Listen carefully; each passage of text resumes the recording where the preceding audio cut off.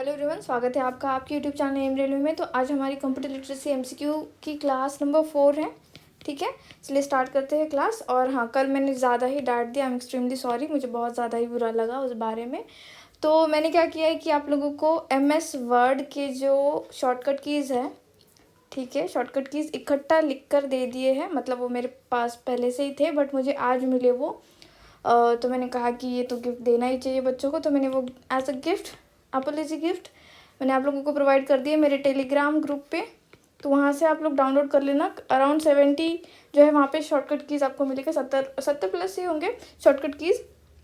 ठीक है, MS word के आप एक काम कर सकते हो, उसका जो है आप प्रिंट आउट भी निकाल सकते हो या फिर आप खुद से लिख लो इकट्ठा। लेकिन याद करते समय ना इकट्ठा याद करोगे ना, जैसे MS वर्ड के 70 कर लिए, फिर MS एक्सेल में जितने उतने कर लिए, फिर पावर पॉइंट के कर लिए, तो बहुत अच्छा आपको कॉन्फिडेंस भी आएगा और आप जो है अच्छे से उन चीज़ों को जो है, देखो वेट, PDF लगाने तो आज की क्लास की, उन चीज़ों को रिकॉल भी कर पाओगे इकट्ठा अगर सब कुछ होगा तो। ओके, तो चलो क्वेश्चन 1 क्या कहता है, in MS word how many time we should click on a word for that word get selected. एक MS वर्ड में हमें कितनी बार हमारे वर्ड को क्या करना होगा, क्लिक करना होगा कि वो जो वर्ड है वो सेलेक्ट हो जाए। जैसे देखो अभी ये वंस है, ठीक है, अब ये वंस है, मैंने इसको यहाँ पे क्लिक किया तो ये सिंगल क्लिक हुआ, लेकिन मैंने इसको जैसे ही डबल क्लिक किया तो ये क्या हो गया, सेलेक्ट हो गया।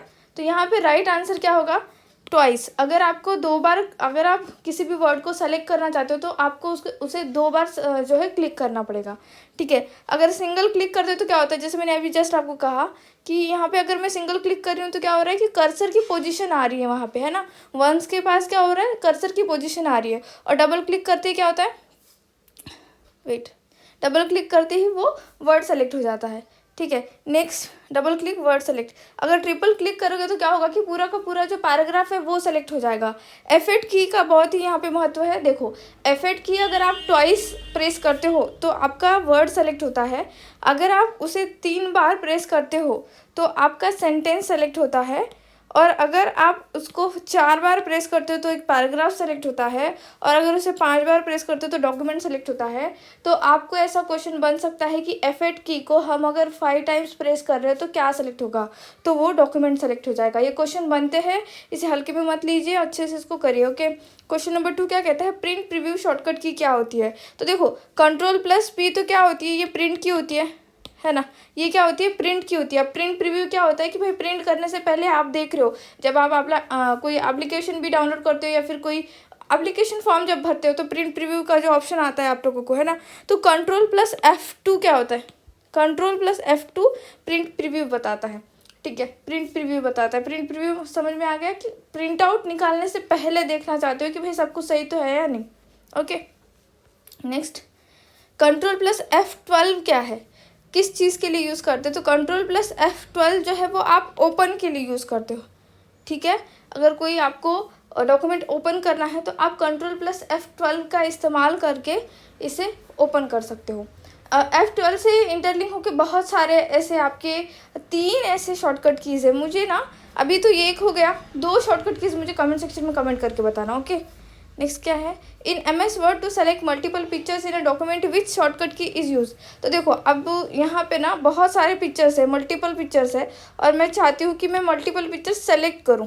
ओके, मैंने क्या किया, इनको नंबर दे देते हैं, है ना, थोड़ा सा आसान जाएगा, 1 2 3 4 5 6 7 8 9। तो अब क्या है कि मैं चाहती हूँ कि मैं मल्टीपल पिक्चर सेलेक्ट करूँ, तो बहुत सारे लोगों को लगेगा Ctrl+A प्रेस करने से हो जाएगा। नहीं, सिर्फ कंट्रोल प्रेस करना है और फिर जो भी सेलेक्ट करना है इमेज वो सेलेक्ट करना है। ठीक है, माने देखो ऐसे, अब मैंने किया कंट्रोल करते ही, मैं कंट्रोल प्रेस करते ही मैंने क्या किया, 1 और 5 प्रेस किया, 1 और 5 प्रेस किया, तो यहाँ पे कौन से इमेजेस सेलेक्ट होंगे, वहाँ पे सेलेक्ट होगा इमेज नंबर 1 और इमेज नंबर 5। अगर यही चीज़ मैं शिफ्ट के साथ करती, शिफ्ट 1 और 5 कर दी, तो यहाँ पे क्या होता है, शिफ्ट जो है, देखो बच्चों, शिफ्ट आपकी रेंज बताता है।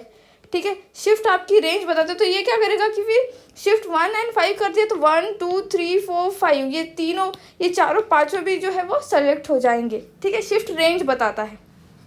Question, in MS word by default document view. तो MS वर्ड में बाय डिफ़ॉल्ट डॉक्यूमेंट व्यू क्या होता है, तो ये मैंने पढ़ा रखा है आप लोगों को। ये होता है प्रिंट लेआउट, ठीक है। प्रिंट लेआउट इसका बाय डिफ़ॉल्ट डॉक्यूमेंट व्यू होता है। वेब लेआउट क्या होता है? वेब लेआउट अगर आपका डॉक्यूमेंट वेब पेज में कैसे दिखता है वो देखना चाहते हो तो आप वेब लेआउट की हेल्प ले सकते हो। What is aerial? एरियल क्या चीज़ है? ये क्या फॉन्ट टाइप है, फॉन्ट फेस है, फॉन्ट साइज है, क्या बोथ ए एंड बी है? तो देखो एरियल क्या है, ये है आपका font type and font face, ठीक है। इस both A and B is the right answer. ये आपका देखो फॉन्ट टाइप या फिर फॉन्ट फेस को बहुत सारे हैं, या फिर फॉन्ट आपका जो स्टाइल है वो बहुत सारे हैं, ठीक है। लेकिन आपको सारी चीज़ें याद करनी पड़ेगी, लाइक पूरा याद नहीं करना पड़ेगा, लेकिन जो मेन है जैसे एरियल हो गया, कैलिबरी वगैरह, जो चीज़ें नॉर्मल रोज़मर्रा की ज़िंदगी में यूज़ भी होती है, ऑफिसेस में यूज़ होती है, कॉर्पोरेट में यूज़ होती है, तो एग्जामिनर भी क्या करेगा ना, आगे मैंने क्वेश्चन रखा है वहाँ पे, मैं आप लोगों को समझ में आ जाएगा कि मैं ऐसे क्यों बोल रही हूँ, कि एग्जामिनर भी क्या करता है ना कि वही ऑप्शंस रखता है जो ऑप्शंस आपने कभी देखे होंगे या फिर आप लोगों ने पढ़े होंगे, स्कूल में हो, कॉलेजेस में हो, कुछ भी हो, किसी बुक्स में हो। तो आप ना ऑप्शन में भी खेल सकते हो, ऐसे डर नहीं जाना है। अगर स्टेटमेंट के क्वेश्चंस भी आ रहे हैं तो डर के कुछ नहीं होगा।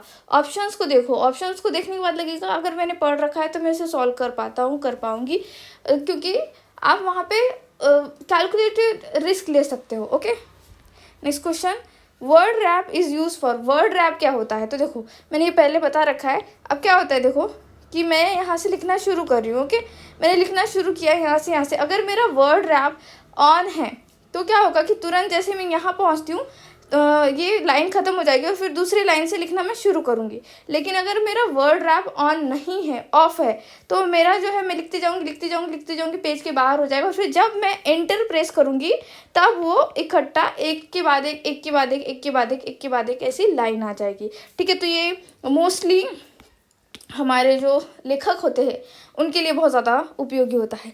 तो वर्ड रैप क्या है? Text moves to second line as soon as the line is complete. जैसे ही लाइन कंप्लीट हो जाती है टेक्स्ट जो है आपका वो दूसरी लाइन में पहुंच जाता है। What does the strike through mean? Strike through क्या होता है? स्ट्राइक थ्रू बहुत ही सिंपल है, ए बी सी, इसके बीच में एक लाइन आ गई, सेंटर में लाइन होती है इसकी, ठीक है। ए बी सी, ये क्या है? सेंटर में लाइन आ गई, तो इसे क्या कहेंगे? Selected text has a straight line in the middle, ठीक है। सेंटर में इसकी एक लाइन आ जाती है, इसे कहते हैं strike through. Next, which of the following is not a font type? Font type कौन सा नहीं है? ध्यान से देखिए, Arial, italic, Times New Roman, Impact. अब बहुत सारे लोगों को एरियल, टाइम्स न्यू रोमन तो पता है लेकिन इम्पैक्ट नहीं पता, और इटैलिक पे ध्यान नहीं जाएगा। सब लोग क्या करेंगे कि इम्पैक्ट। सच में ऐसा होता है?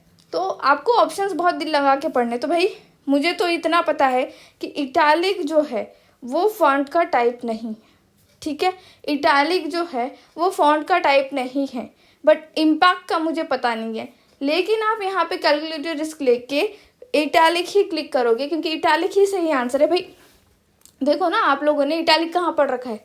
हाँ, जो हमने bold, italic, bold plus italic and regular पढ़ रखे, चार ही टाइप के तो होते हैं। तो फॉन्ट टाइप तो ये है नहीं, फॉन्ट फेस तो है नहीं, फिर हो गया बात ख़त्म। तो यहाँ पे अब इटैलिक की जगह यहाँ पे आपको बोल्ड दे देगा, रेगुलर दे देगा, या फिर बोल्ड प्लस रेगुलर दे देगा। बट अगर आपने अच्छे से नहीं पढ़ रखा होगा तो आपको लगेगा कि इम्पैक्ट ही आंसर होगा, इम्पैक्ट ही मैं क्लिक करके आ जाता हूँ। तो इम्पैक्ट एक फॉन्ट टाइप है। बहुत सारे फॉन्ट टाइप होते हैं, बहुत सारे फॉन्ट टाइप है, हज़ारों है, तो सारे के सारे आप याद नहीं कर सकते। तो इस तरह से आपको ऑप्शंस में खेलना पड़ेगा। Next question, which feature allows you to complete your sentence?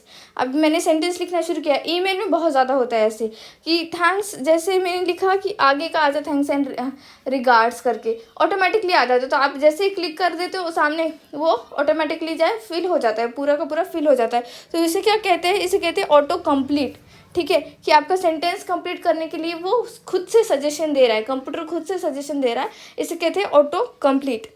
Next question, shortcut key is use to select entire document. इतना आसान क्वेश्चन। एंटायर डॉक्यूमेंट सेलेक्ट करने के लिए कौन सा जो है शॉर्टकट की यूज़ करते हो आप लोग? Ctrl+A, ठीक है, Ctrl+A। नेक्स्ट, शॉर्टकट की फॉर एग्जिट की, ठीक है। ओके, एग्जिट करने के लिए शॉर्टकट की क्या है, ये क्वेश्चन पूछा जा रहा है। तो Alt+F4, ठीक है।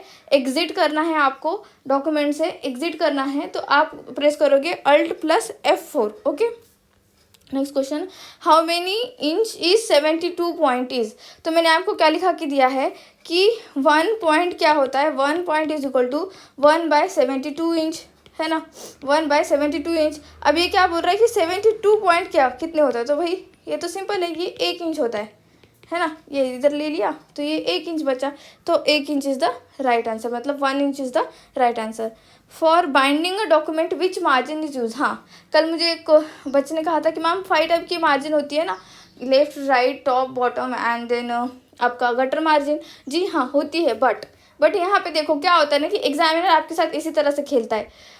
वो क्या करता है कि जैसे अभी एनवीएस का जो एग्ज़ाम हुआ है, वहाँ पे वर्ड रैप के बारे में नहीं, सॉरी, ड्रॉप कैप के बारे में कुछ क्वेश्चन पूछा था।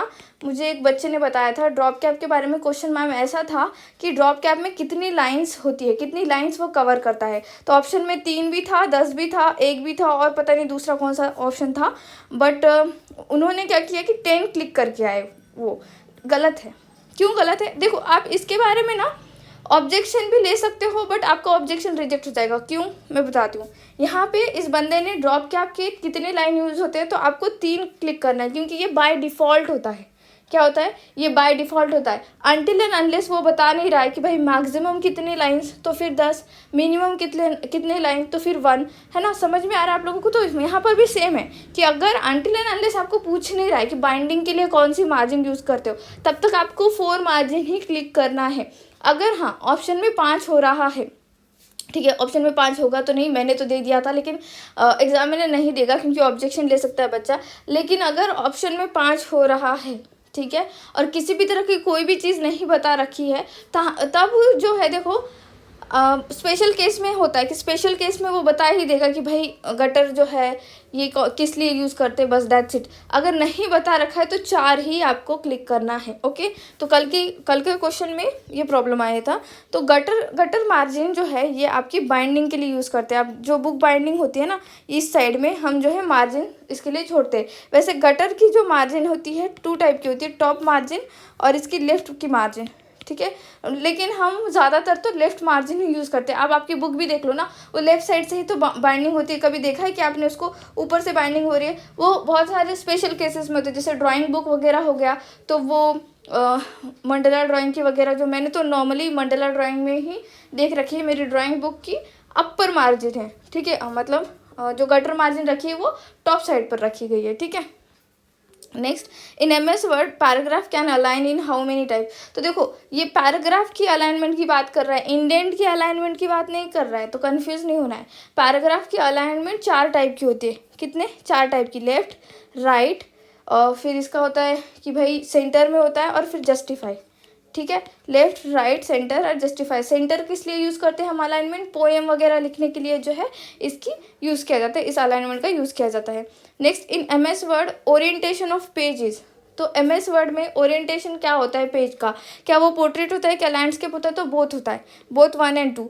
लेकिन बाय डिफ़ॉल्ट अगर पूछा जाए ना आपको, तो बाय डिफ़ॉल्ट याद रखो, बाय डिफ़ॉल्ट जो है आपका पोर्ट्रेट ही होता है। सिर्फ और सिर्फ पावर पॉइंट प्रेजेंटेशन में जो आपकी स्लाइड होती है वो लैंडस्केप में होती है बाय डिफ़ॉल्ट। बाकी MS एक्सेल हो गया, MS पावर पॉइंट हो गया, ये पोर्ट्रेट ही होते हैं बाय डिफ़ॉल्ट, तो इतना याद रखना है आपको। Okay, next question, in clip board maximum item is. तो क्लिप बोर्ड में मैक्सिमम कितने आइटम बैठ सकते हैं? तो 24 आइटम बैठते हैं उसमें, मैंने कल की क्लास में बता रखा था ये।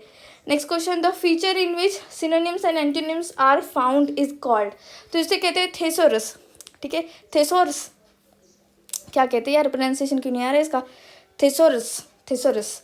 तो सिनोनिम्स और एंटोनिम्स, अगर कोई आप डॉक्यूमेंट पढ़ रहे हो और उसका सिनोनिम्स एंटोनिम्स जानना चाहते हो तो ये ऑप्शन का यूज़ कर सकते हो। इसकी एक शॉर्टकट की है, वो क्वेश्चन भी रखा है मैंने, Shift + F7, ठीक है।